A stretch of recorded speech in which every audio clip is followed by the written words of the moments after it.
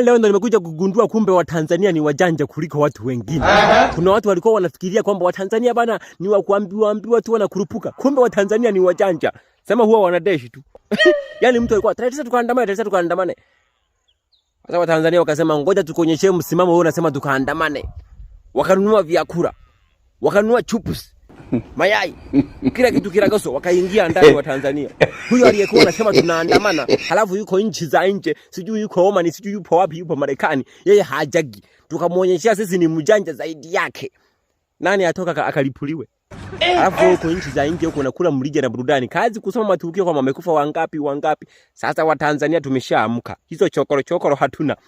Cha ajabu yote tarehe 9 watu tulihemea wali chupu kila kitu makangio. Tukaingia ghetto tukatulia. Walisubiri kuandamana. Waliwasha data paka walizima data.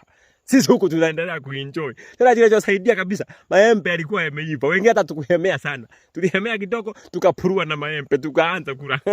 Bana Watanzania na wapeni hongera sana. Nyinyi ni wajanja kuliko hao wanaojifanya eti wenyewe ni wajanja kuliko sisi.